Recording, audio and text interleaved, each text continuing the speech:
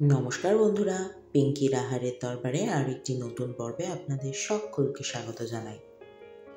আজকে আমি আপনাদের সাথে নিরামিষ একটি পদ শেয়ার করতে চলেছি। যে পদটি ভাতের সাথে তো দুর্দান্ত লাগেই, রুটির সাথেও কিন্তু মন্দ লাগে না। কাঁচকলার গুণাগুণ সম্পর্কে আমরা সবাই অবহিত, সে কম হোক আর বেশি হোক, কিন্তু এটাও ঠিক বাচ্চারা কাঁচকলা পছন্দ করে না, অনেক ক্ষেত্রে তো বড়রাও পছন্দ করেন না। তাদের ক্ষেত্রে আজকের এই রান্নাটা একেবারে উপযুক্ত। এইভাবে রান্না করলে কাঁচকলার তারা প্রেমে পড়ে যাবে, কথা দিয়ে দিলাম। দারুণ সুস্বাদু এই রান্নাটা কিভাবে কি করছি সেটাই বরং দেখিয়ে দিই। আসুন তাহলে। আচ্ছা, প্রথমে দুটো কাঁচকলা নিয়েছি আর দুটো আলু নিয়েছিলাম সেদ্ধ করার জন্য। কোনো একটা কারণে একটা আলু মিস হয়ে গেছে, যাই হোক। এখানে তো 1.5খানা আলু রয়েছে। আলু আর কাঁচকলাগুলোকে মাঝখান থেকে ভাগ করে দিয়ে আমি সেদ্ধ করে নিয়েছিলাম। 3-4টে সিটি দিয়েছিলাম, দিয়ে সেদ্ধ করে নিয়ে খোসাগুলোকে ছাড়িয়ে এইভাবে স্ম্যাশ করে নিলাম। যেভাবে সুবিধা হয়, আপনার যদি স্ম্যাশার থাকে স্ম্যাশার দিয়ে স্ম্যাশ করে নেবেন, বা হাত দিয়ে যেভাবে সুবিধা হয়। তারপরে দিয়ে দিলাম আমি স্বাদ মতো নুন, দিয়ে দিলাম এখানে আধা চা চামচের মতো হলুদ গুঁড়ো, দিয়ে দেবো এখানে আধা চা চামচের মতো জিরে গুঁড়ো, দিয়ে দেবো এখানে আধা চা চামচের মতো ধনে গুঁড়ো, আর দিয়ে দেবো এখানে আধা চা চামচের মতো লাল লঙ্কার গুঁড়ো। আপনারা চাইলে এখানে লঙ্কা মানে সবুজ লঙ্কাটাও দিতে পারেন। আচ্ছা, দিয়ে দিলাম স্বাদের জন্য চিনি, আর দিয়ে দেবো এখানে বাইন্ডিংয়ের জন্য কিছুটা চালের গুঁড়ো। আমি এখানে 1.5 টেবিল চামচের মতো চালের গুঁড়ো দিয়েছি। আপনাদের হয়তো বা একটু বেশিও লাগতে পারে বা একটু কমও লাগতে পারে। আচ্ছা, চালের গুঁড়ো দিয়ে ভালো করে মেখে নেওয়ার পর দিয়ে দেবো আমি 1 মুঠো কুচনো ধনে পাতা। এগুলো আসলে স্বাদটাকে বাড়ায়, সেই জন্য। আচ্ছা, দেখুন সমস্ত কিছু মাখা হয়ে গেছে এবং মেখে এরকম একটা বাইন্ডিং কিন্তু আমার চলে এসেছে। যদি দেখেন কি যে এরকম বাইন্ডিং না আসছে, তাহলে না হয় আরেকটু চালের গুঁড়ো মিশিয়ে দেবেন, তবে খুব বেশি দিতে যাবেন না, তখন আবার অত বেশি ভালো লাগবে না। আর খুব বেশি কিন্তু আলুও দেবেন না, আলুর পরিমাণটা একটু কম রাখবেন, তাহলেই বেশি ভালো হয়। আচ্ছা, এবার সেটা মশলার পেস্ট বানিয়ে নেবো। দেখলেন এখানে 1 ইঞ্চির থেকে একটু কম আদা রয়েছে, একটা টমেটো রয়েছে, আর যেরকম ঝাল খাবেন ঝাল, এটার একটা পেস্ট বানিয়ে নেবো। আর অপর দিকে কিছুটা মানে একটু বেশ কিছুটা, যেহেতু কোফতাগুলোকে ভাজবো তাই আমি একটু বেশি পরিমাণেই তেল দিয়ে দিলাম। দিয়ে অল্প অল্প করে, যেহেতু খুব বেশি তেল দিইনি তাই অল্প অল্প করে কোফতাগুলোকে ভেজে নেব। ফ্লেমটাকে খুব বেশি বাড়ানোর দরকার নেই, হালকা ফ্লেমেই ভেজে নেবেন। একটু লাল লাল করে ভাজলেই হয়ে যাবে। বলছি বটে লাল লাল, কিন্তু নিজেরই একটা না কালো হয়ে গেল। যাই হোক, আপনারা খেয়াল রাখবেন।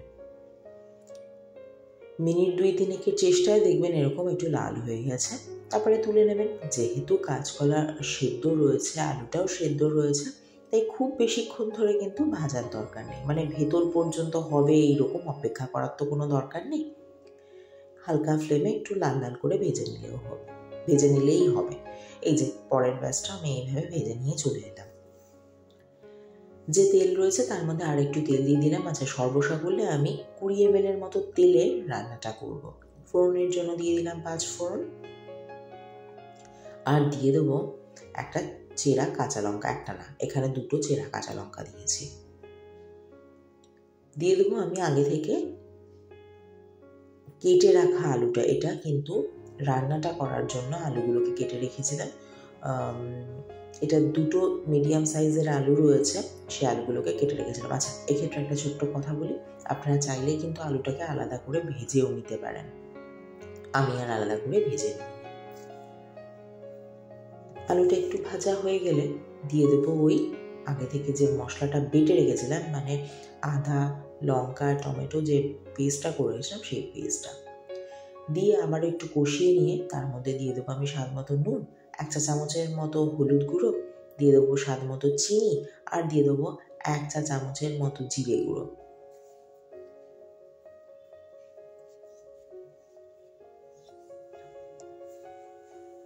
দাঁড়ান, ধনে গুঁড়োটা, হ্যাঁ তাই তো বলি কোথায় গেল।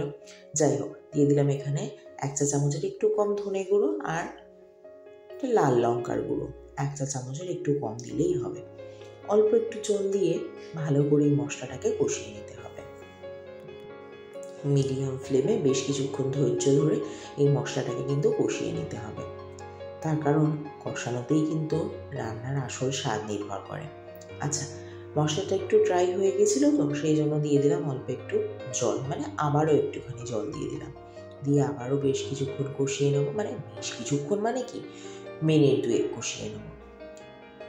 টেস্টটাকে বাড়াবে কিন্তু এই হিং, একটুখানি হিং দিয়ে দিলাম। কতটুকু কি দেখে বুঝলেন জানি না, তবে কিন্তু আমি আধা চা চামচের মতো হিং দিয়েছি। অনেকে জানেন তো তরকারি নামানোর একটু আগে হিং দেয়, ইনফ্যাক্ট আমি দিয়েছি গতবার, আপনারা চাইলে কিন্তু সেটাও করতে পারেন। তবে মা, মানে আমার শাশুড়ি মা বলেন যে ফোড়নের সময়টাই হিং দেওয়া ভালো, মানে এই কষানোর সময় হিং দেওয়া ভালো।